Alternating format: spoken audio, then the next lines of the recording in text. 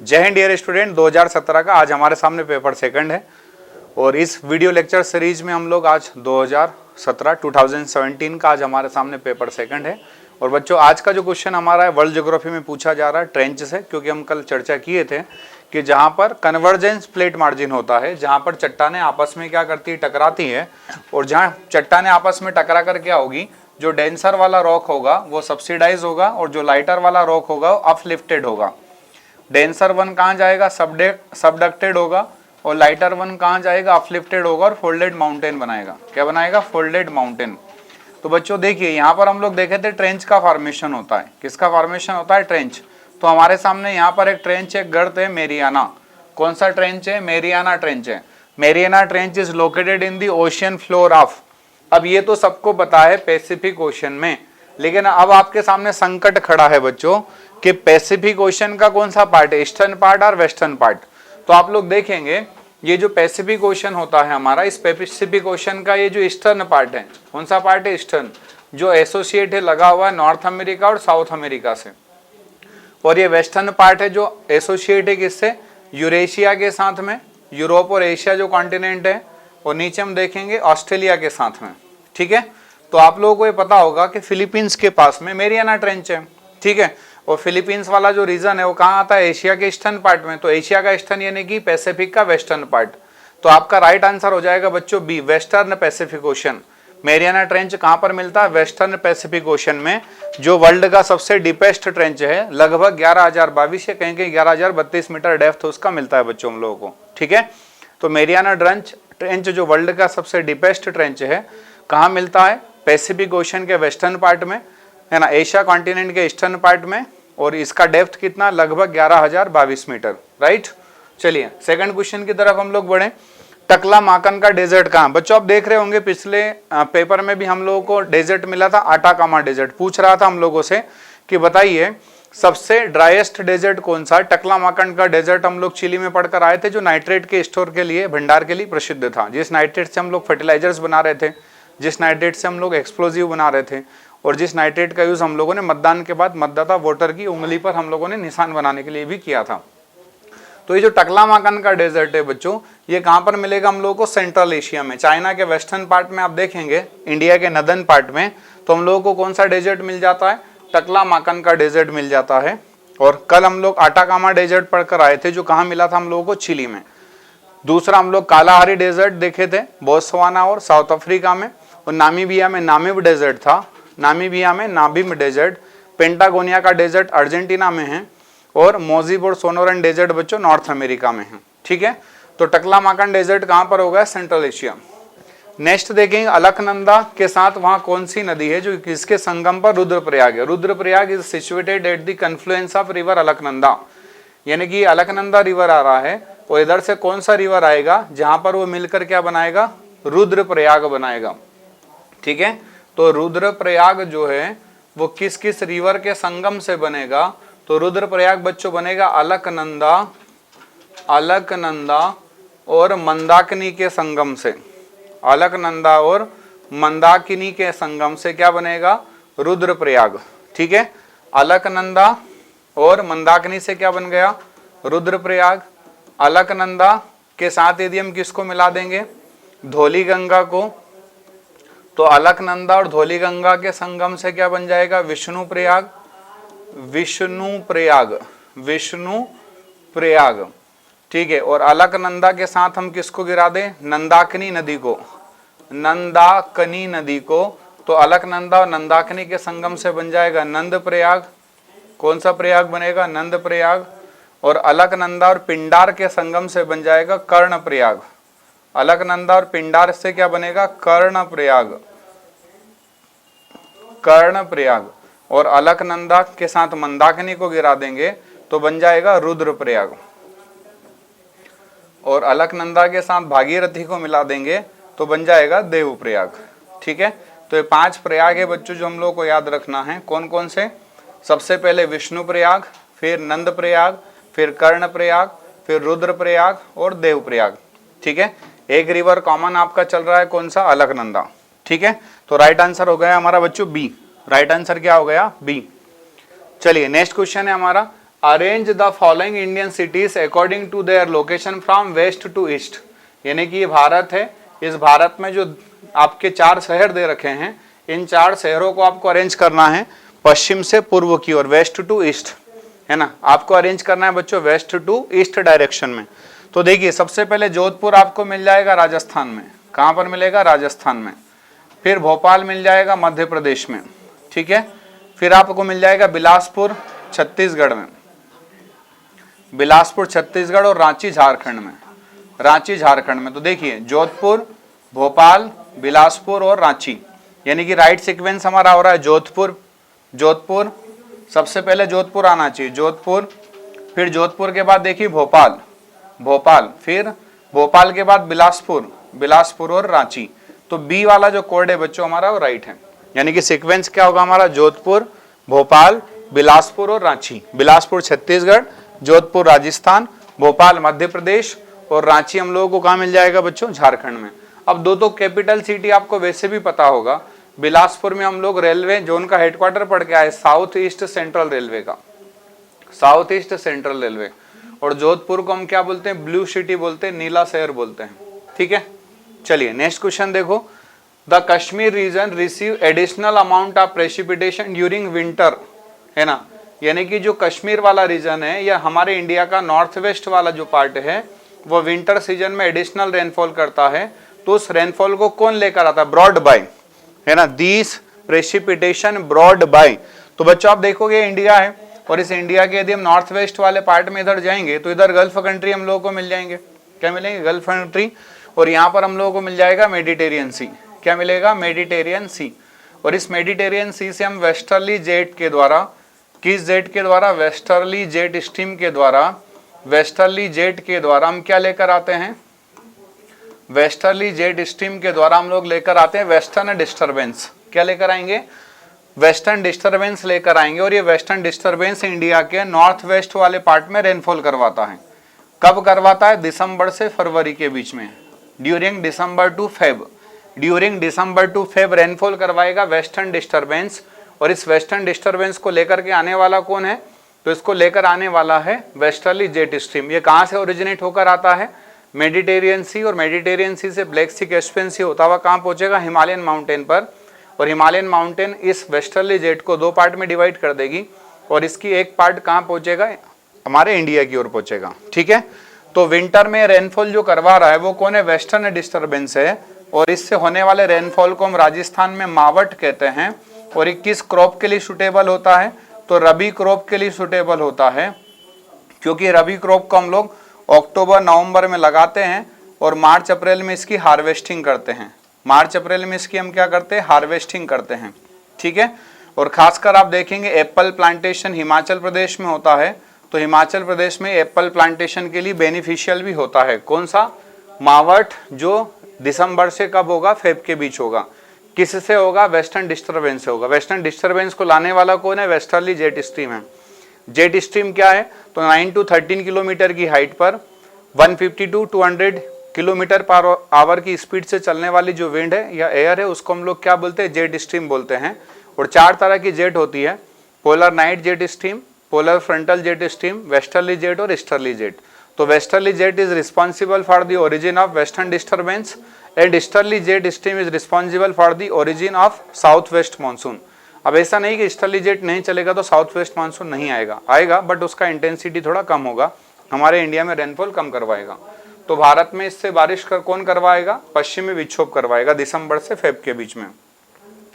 Next question देखिए, which part of India has the Kalakot tertiary coal field. अब हमारे India में हम बोलते हैं कि 98% coal of India found in the Gondwana era rock. India का 98% जो कोल है वो किस इरा रॉक में मिलता है? गोंडवाना इरा रॉक में मिलता है, ठीक है। खासकर आप देखेंगे झारखंड कोल का सबसे बड़ा रिजर्वर है, झारखंड कोल का सबसे लार्जेस्ट रिजर्वर है। और 2% जो कोयला इंडिया का वो कहाँ मिलता है? तो वो मिलता है टर्शरी इरा रॉक में। कहाँ मिलता है? टर्शरी इरा रॉक में। कहाँ मिलेगा बच्चों? टर्शरी इरा रॉक में मिलेगा। तो ये जो टर्शरी इरा रॉक में जो कोल मिल रहा है 2%, इसमें हम एक तो आसाम का माकूम देखते हैं, आसाम का क्या देखते हैं? माकूम, है ना। राजस्थान का पलना हम लोग देखते हैं, राजस्थान का पलना है, तमिलनाडु का नेवेली है, तमिलनाडु का नेवेली है। और साथ में हम लोग देख रहे हैं ये कालाकोट है कहाँ का, जम्मू कश्मीर का। तो जम्मू कश्मीर किस रीजन में आएगा, हिमालयन रीजन में आएगा। किस रीजन में, तो हिमालयन माउंटेन रीजन का जो काकोलत वाला पार्ट है या कालाकोट वाला पार्ट है, ये कालाकोट हम लोगों को टर्सरी हीरा रॉक का एक कोल फील्ड है जो कहाँ पर मिलेगा, J&K में। और J&K हम लोग यहाँ पर देखेंगे कहाँ मिलेगा हम लोग को, हिमालयन माउंटेन रीजन में, Himalayan mountain region, Himalayan mountain region. और वैसे भी हम लोग देखते हैं कि हिमालयन माउंटेन का फॉर्मेशन भी टर्सरी वाले पार्ट में हुआ है।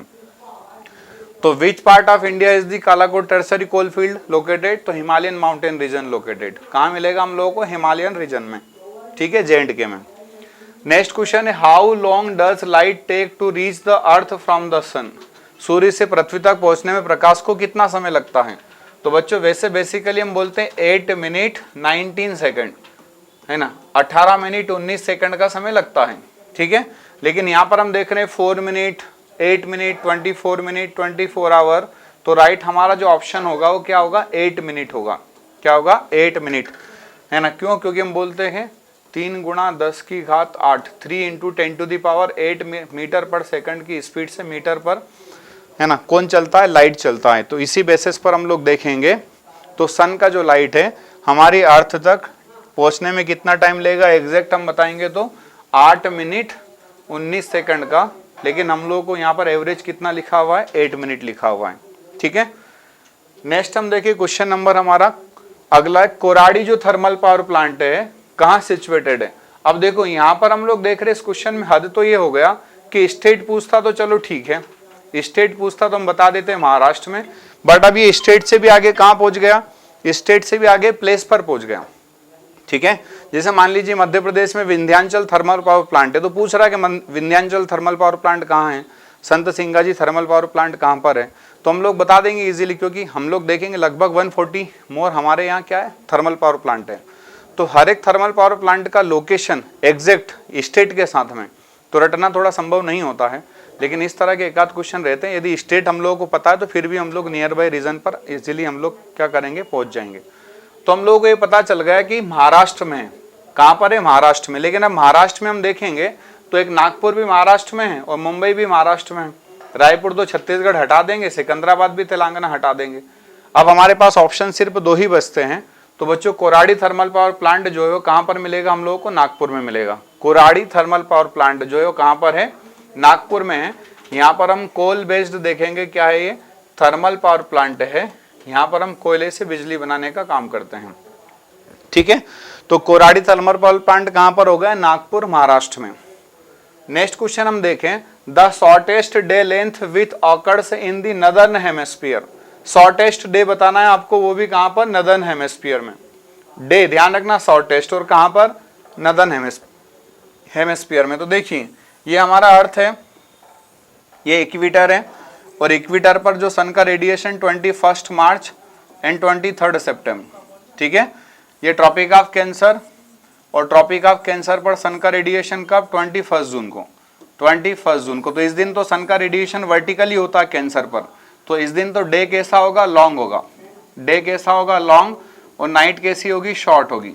नाइट कैसी होगी, शॉर्ट होगी। कब, 21 जून को। और यहाँ पर हम देखेंगे ये 22 दिसंबर है। कौन सा दिसंबर है, 22।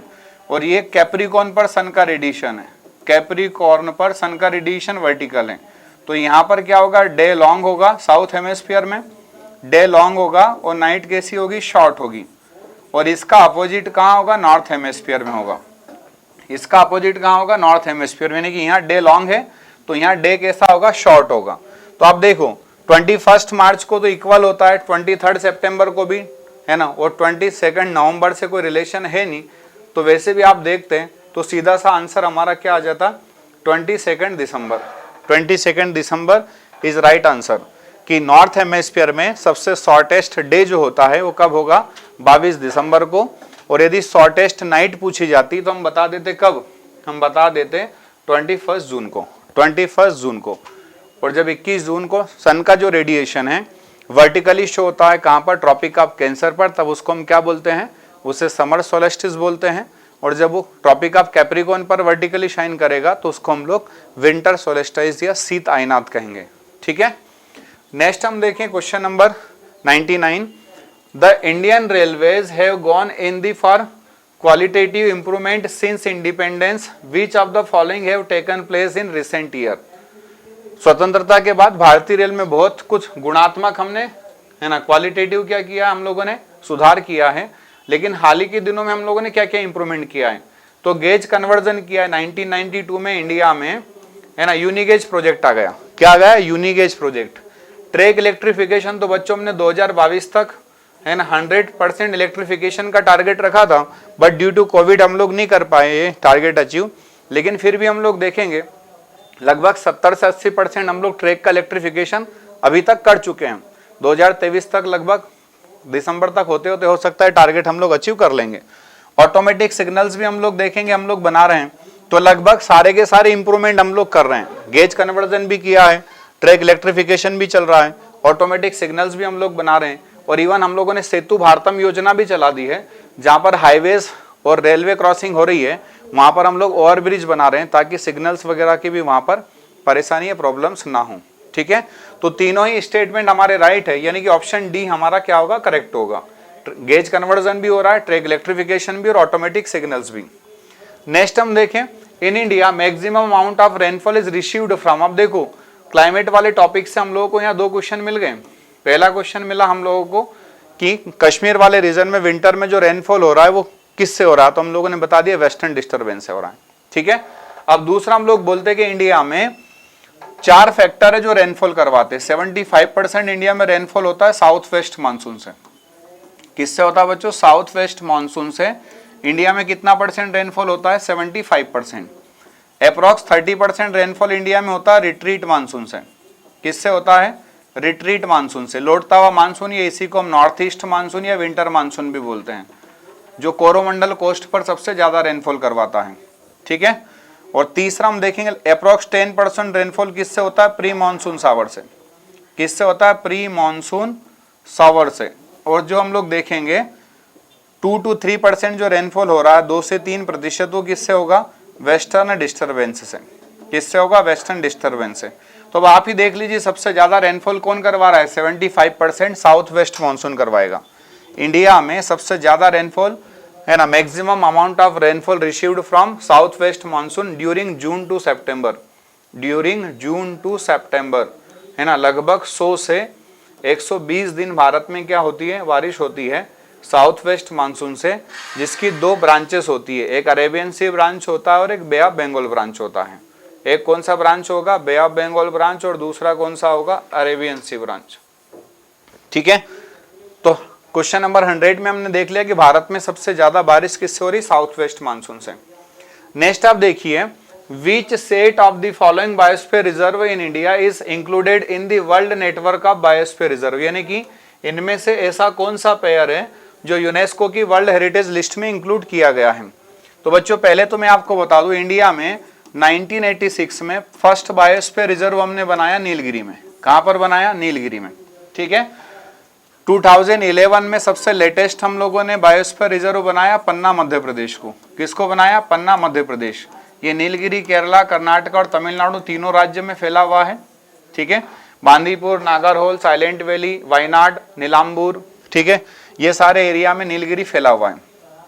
एट प्रेजेंट इंडिया में 18 बायोस्फीयर रिजर्व है। कितने हैं? 18 बायोस्फीयर रिजर्व है। और 2018 और 2020 में हमने करके पहले हमारे पास में सिर्फ 10 ऐसे बायोस्फीयर रिजर्व थे जो यूनेस्को की लिस्ट में इंक्लूड थे। ठीक है, बट एट प्रेजेंट हम देख रहे हैं 2022 में आज, तो हमारे पास में 12 ऐसे बायोस्फीयर रिजर्व है जो कंसिडर्ड है कि इसमें यूनेस्को की वर्ल्ड हेरिटेज लिस्ट में। 6 जो नहीं है वो कौन कौन नहीं है? तो एक तो गल्फ ऑफ कच्छ नहीं है, दूसरा हम लोग देखेंगे शेषाचलम नहीं है। शेषाचलम जो कहां पर पड़ता है? आंध्र प्रदेश के कुडप्पा और चित्तूर में। तीसरा हम लोग देखेंगे मानस बायोस्फीयर रिजर्व नहीं है, और दूसरा डिब्रू सेखोवा नहीं है। डिब्रू सेखोवा नहीं है। और यदि इसके अलावा हम लोग देखेंगे तो दिहांग दिबांग अरुणाचल प्रदेश का भी कंसिडर नहीं है। और लास्ट हम देखेंगे तो छठा जो हमारा कोल्ड डेजर्ट भी इंक्लूड नहीं है। कोल्ड डेजर्ट बायोस्फीयर रिजर्व भी इंक्लूड नहीं है। लेकिन ये कंडीशन कब की है, ये कंडीशन मैं बता रहा हूं आपको 2022 की। लेकिन बच्चों आप लोग देखो, ये क्वेश्चन हम लोगों से पूछा गया एग्जाम में 2017 में। तो क्या 2017 में हम लोग देखेंगे तो पन्ना जो हमारा टाइगर प्रोजेक्ट भी है, नेशनल पार्क भी है और बायोस्फीयर रिजर्व भी है, क्या ये कंसिडर्ड था? नहीं था। ये कब कंसिडर्ड हुआ? 2020 में, 2020 में कंसिडर हुआ यूनेस्को की वर्ल्ड हेरिटेज लिस्ट में। तो आप देखिए गल्फ ऑफ मन्नार फर्स्ट यदि हम लोग देख रहे हैं तो गल्फ ऑफ मन्नार कंसिडर्ड था। नोकरेक जो मेघालय में गारो हिल्स में लोकेटेड है ये भी कंसिडर था।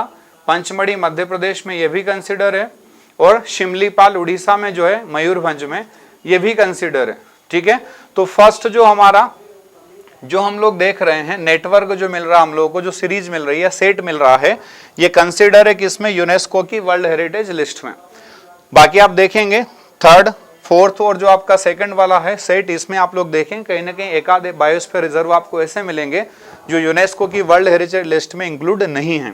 ठीक है, तो 1986 में हमने फर्स्ट बनाया है किसको? नीलगिरी को, और लेटेस्ट हम लोगों ने 2011 में पन्ना को, और लास्ट में हम लोग देखे हैं जो सबसे पहले बनाया है 1986 में, उसको हमने 2000 में कंसिडर किया है यूनेस्को के वर्ल्ड हेरिटेज लिस्ट में, और जो लास्ट में हमारा बना है पन्ना उसको हमने सबसे लास्ट में सबसे कंसिडर किया है किसमें? यूनेस्को की वर्ल्ड हेरिटेज लिस्ट में 2020 में। ठीक है, तो क्वेश्चन नंबर 101 का जो हमारा राइट आंसर है वो ए है, gulf of Mannar, Nokrek, Pachmarhi and Similipal. और गल्फ ऑफ मन्नार तमिलनाडु वाले रीजन में बिटवीन कन्याकुमारी एंड रामेश्वरम। नोकरेक हम लोगों को मिल जाएगा मेघालय में, पंचमढ़ी मध्य प्रदेश में और शिमलीपाल उड़ीसा में। नेक्स्ट देखिए क्वेश्चन नंबर 14 जो हमारा है ये मिनरल रिसोर्सेज से हम लोगों से क्वेश्चन पूछा गया है। आप देख रहे होंगे 2022 से लेकर हम 2017 तक आज पहुंच गए हैं। कहीं ना कहीं अल्टरनेटिव हर पेपर में हम लोगों को क्वेश्चन देखने को मिल रहा है मिनरल्स और एग्रीकल्चर से। ठीक है, तो यहाँ मिनरल्स में हम लोग देखेंगे आयरन के हमारे पास में 4 और होते हैं। कौन कौन से? हेमेटाइट, मैग्नेटाइट, सीडेराइट और लिमोनाइट। और इसमें जो मैग्नेटाइट होता है जिसमें हम लोग देखेंगे मेटल कंटेंट सबसे हाईएस्ट होता है अप्रोक्स 72%, इसीलिए इसमें मैग्नेटिक प्रॉपर्टी भी सबसे ज़्यादा होती है। और इसमें मैग्नेटिक प्रॉपर्टी सबसे ज़्यादा होने का कारण जो है वो क्या है? इसमें मेटल कंसंट्रेशन हाई होना। तो यहाँ पर पूछ रहा है which of the following statement about magnetite और ऑफ आयरन इज करेक्ट। हम लोग को करेक्ट स्टेटमेंट क्या करना है? आइडेंटिफाई करना है।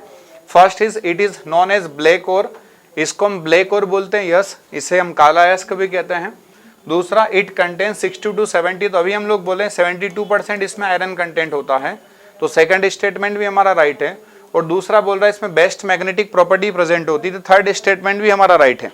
तो यहाँ पर हम लोग देखेंगे बच्चों फर्स्ट सेकंड एंड थर्ड है ना, तीनों ही स्टेटमेंट हमारे राइट है। तो आप ऑप्शन देखेंगे, ए में लिखा है ओनली 1, बी में 2 and 3, सी में 1 and 3 and D option 1, 2 and 3, यानी कि डी ऑप्शन जो है हमारा वो राइट है। डी ऑप्शन जो होगा बच्चों हमारा राइट स्टेटमेंट होगा। नेक्स्ट आप देखिए क्वेश्चन नंबर 110, पता नहीं कितनी बार हमारे एग्जाम में रिपीट हुआ है।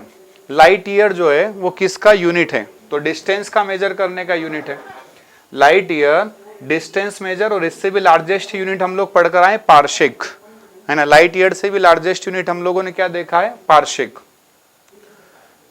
फिर नेक्स्ट हम लोग देखेंगे which one of the following gases is placed second in respect of abundance in the earth atmosphere. तो अर्थ के एटमॉस्फेयर में लार्जेस्ट क्वांटिटी में 78% हमें नाइट्रोजन मिलता है। सेकंड क्वांटिटी हम लोग देखने जाएंगे 21% हमें ऑक्सीजन मिलेगा। थर्ड 0.93 हम लोगों को आर्गन मिलेगा, और फोर्थ 0.03 हम लोगों को कार्बन डाइऑक्साइड मिलेगा, जिसको हम ग्रीन हाउस गैस बोलकर आए हैं। तो यहाँ पर ये पूछ रहा है सेकंड, क्या पूछ रहा है? सेकंड, फर्स्ट नहीं पूछा है। सेकंड हमारे पास में 21% के साथ में बच्चों ऑक्सीजन है, तो राइट ऑप्शन हमारा हो जाएगा ए। राइट ऑप्शन क्या होगा बच्चों? हमारा ए।